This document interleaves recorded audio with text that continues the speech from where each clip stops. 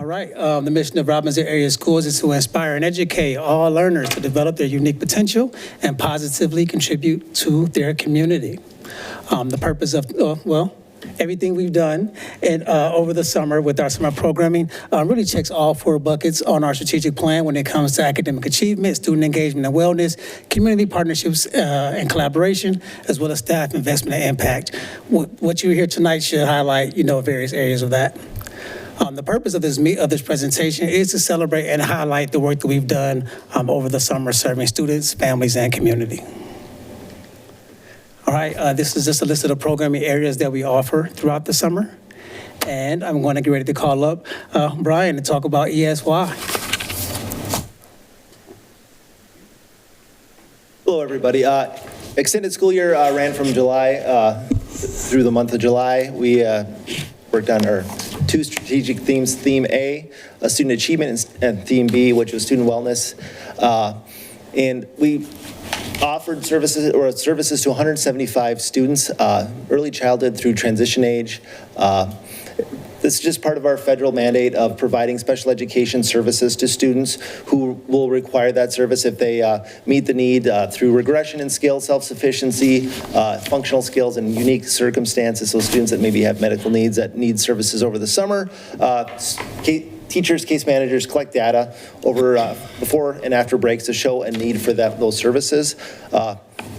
We provide transportation. They get all the services that they would normally get, like speech, OT, physical therapy. It's really a fun program. It's fun to work. The highlight for me was we had students at our Cooper program do a talent show on the last day of school, and they really enjoyed that. So we were at 4 sites: New Hope Learning Center, Forest, Cooper, and Robbinsdale Transition Center. Again, those are our attendance numbers. We had pretty good attendance. A lot of times kids will come for a couple days, maybe families go on vacation, so the numbers could always be higher, but we were pretty happy with the number of students that showed up this summer. All right, targeted services. Good evening, everyone. I have the good pleasure of talking about targeted services and credit recovery this evening. Targeted services is a state-funded program. It is a part of our comprehensive alternative learning center programming, and it addresses themes A and B.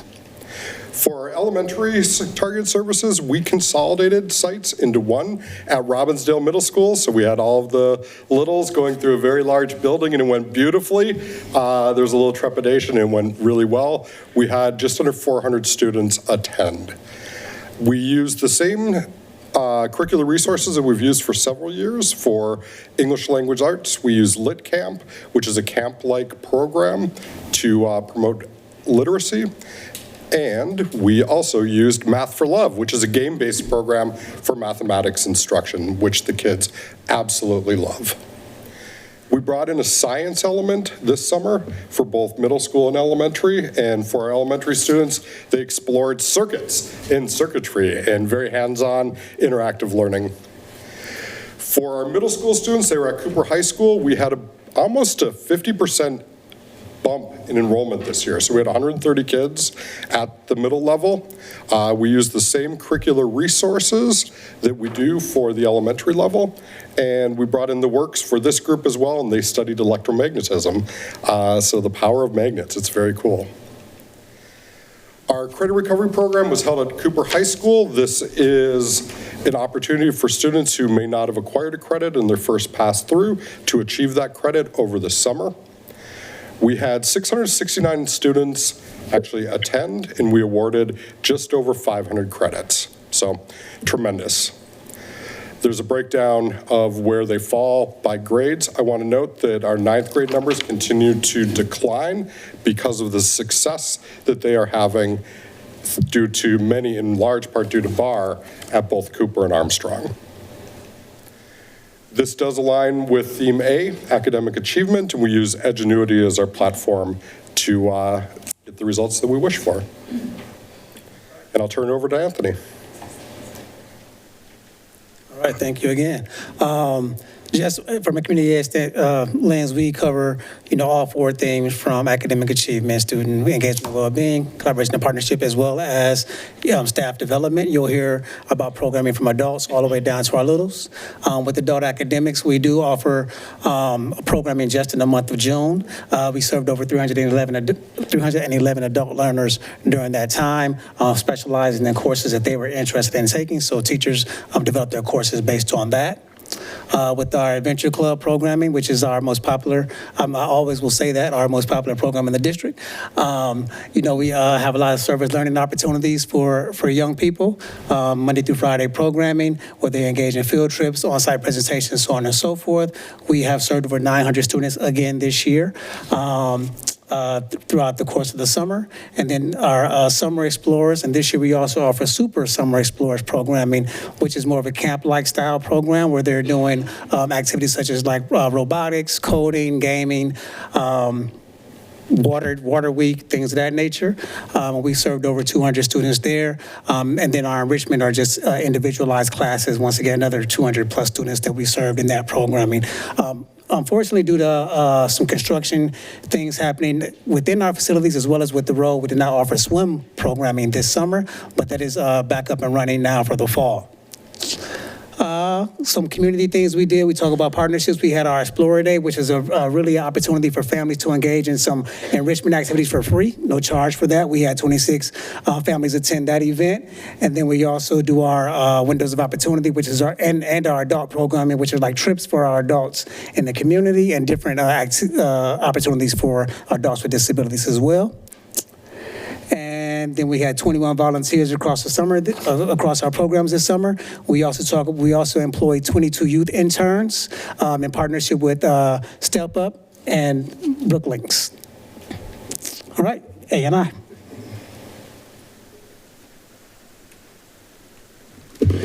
All right, welcome. Thank you for having me. I'm here to talk about Freedom Schools this summer. Just a little brief history of Freedom School. It was out of the Mississippi Freedom Project of 1964. I just want to really highlight that Freedom Schools, the first Freedom Schools were in 1995 in Bentonville, South Carolina, and Kansas City, Missouri. So I just want to give a brief history. We talk about Freedom Schools, but just wanted to give that overview quick.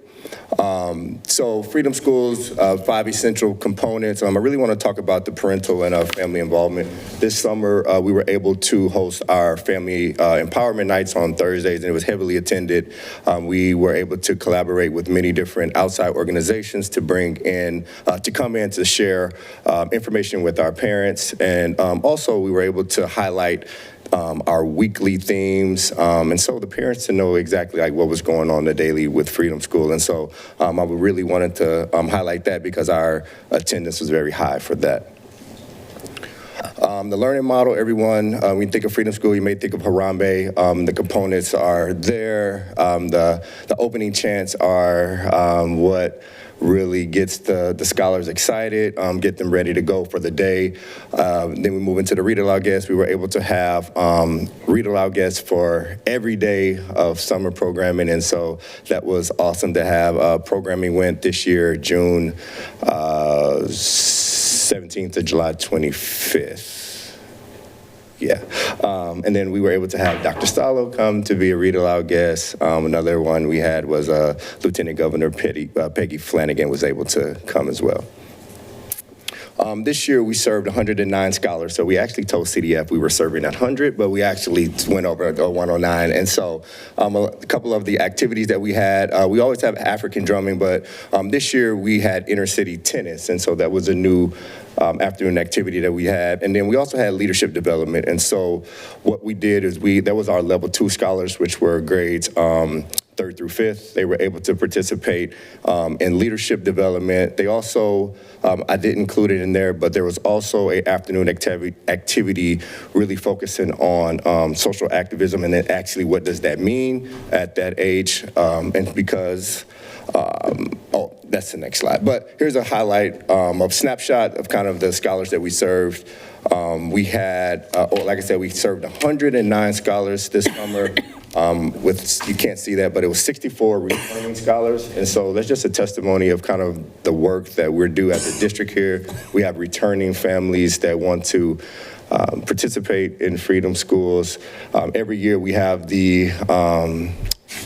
it's really the hard job that I have to put families on the waiting list, but soon as our enrollment, as soon as our registration goes out, it's full within the day.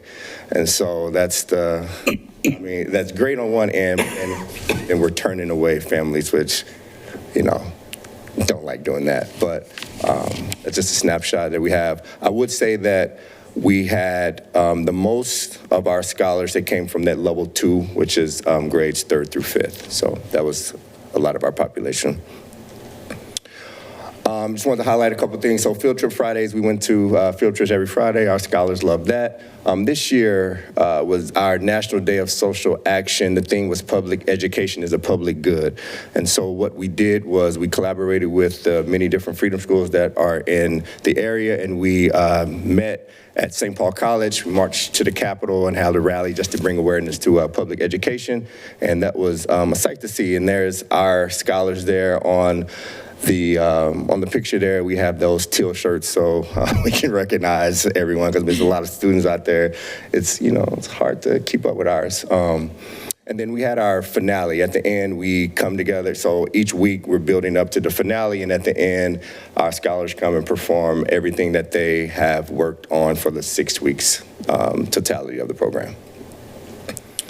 So this year was a little different, so I'm proud to share that we worked with our Robbinsdale staff here. We worked with the teachers. We worked with Bemidji State, Black Men Teach, Education Minnesota. We were able to provide our district with elementary apprenticeship program, and we had 6 apprentices from our district go through the ground up elementary apprenticeship program. And so it's we recruited staff that didn't have their bachelor's degree, and they were able to participate in the ground up program. One stipulation was they had to work Freedom Schools. And so it's a 3-year program, and they're able, when they graduate through Bemidji State, they are able to have a Tier 3 elementary education license. And so that's kind of the way we're trying to recruit more teachers of color to